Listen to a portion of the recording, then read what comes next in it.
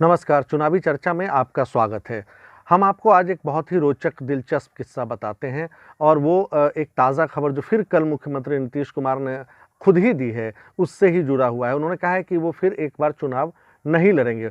हालाँकि उन्होंने सीधे तौर पर नहीं कहा, पर जब पत्रकारों ने उनसे शुक्रवार को पूछा तो उन्होंने कहा कि हम अलायंस के लिए लड़ते हैं। यानी नीतीश कुमार विधानसभा 2020 का चुनाव और अपना फोकस दोनों मैक्रो मैनेजमेंट पर रखेंगे, न कि वो चुनावी मैदान में सीधे उतरेंगे।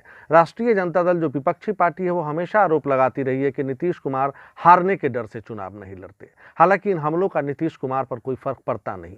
वो अपना ध्यान पूरी चुनावी प्रक्रिया के सफल प्रबंधन पर टिकाना चाहते हैं। उनकी दलील है कि एक क्षेत्र पर फोकस करने से अच्छा अलायंस की जीत के लिए व्यापक रणनीति बनाना है। इस अलायंस में नीतीश की party Janata Dal United, Bharatiya Janata party, लोक जनशक्ति पार्टी और हिंदुस्तानी अवाम मोर्चा शामिल है।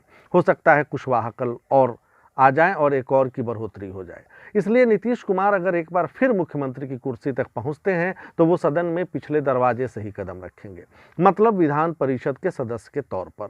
नीतीश कुमार 2018 में विधान परिषद के सदस्य बने हैं। इस तरह उनका मौजूदा कार्यकाल 2024 तक का है। इस लिहाज से नीतीश कुमार के सामने फौरी तौर पर कोई संवैधानिक अड़चन भी नहीं है। अगर वो सीएम बनते हैं तो उनका कार्यकाल 2025 तक का होगा। ऐसे में 2024 में जाकर ही उन्हें विधानसभा या विधान परिषद का दोबारा सदस्य बनना होगा।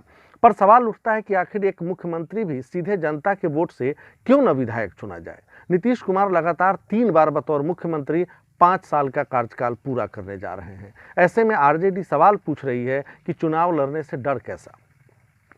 पार्टी अपने सुप्रीमो लालू यादव का उदाहरण देती है। ये सच है कि लालू प्रसाद जब तक राजनीतिक तौर पर सक्रिय रहे, चुनाव लड़ते रहे। यही नहीं, जब कमान राबड़ी देवी को मिली तो भी उन्होंने चुनाव लड़ने से परहेज नहीं किया। फिर नीतीश को परहेज क्यों?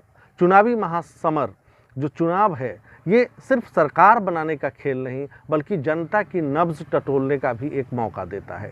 इसलिए इसे लोकतंत्र का महापर्व कहा गया है। ऊपरी सदन यानी विधान परिषद की परिकल्पना नीति निर्धारक विषयों पर बेहतर बहस के लिए हुई थी। ये जनता के सीधे प्रतिनिधि नहीं होते। इस सवाल पर राजनीतिक विश्लेषक सुरेंद्र किशोर ने नवभारत टाइम्स से कहा, मैं बता रहा हूं उनके शब्द, दरअसल बिहार में सीएम की कुर्सी पैरवी की जगह बन गई थी।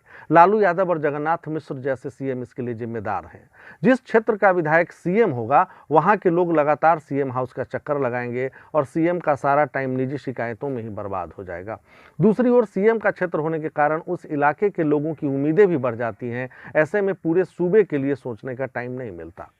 सुरेंद्र किशोर कहते हैं कि आज की राजनीति अवसरवाद पर टिकी है। अगर कोई मुख्यमंत्री चुनाव हार जाए तो उसी की पार्टी दोबारा उन्हें कुर्सी पर बैठने नहीं देगी। वो एक बड़ा दिलचस्प उदाहरण देते हैं मोरारजी देसाई का। जब वो 1952 में चुनाव हार गए थे, फिर भी उन्हें पार्टी ने बॉम्बे का सीएम बनाया।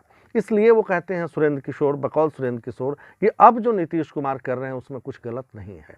नीतीश कुमार ने आखिरी बार 2004 का लोकसभा चुनाव लड़ा था, तब वो नालंदा से जीते थे। इससे पहले वो 5 बार बार लोकसभा क्षेत्र से सांसद रहे।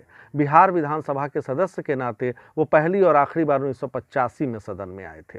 1989 तक सदस्य रहे और उसी साल वो संसद के लिए चुने गए। नीतीश कुमार पहला विधानसभा चुनाव 1977 में जनता पार्टी के टिकट पर हरनौत से लड़े और हार गए। हरनौत, आपको बताता चलूं, उनका अपना गृह क्षेत्र है। तो अब अगली दिलचस्प जानकारी हम आप तक पहुंचाएंगे, तब तक करिए इंतजार। नमस्कार।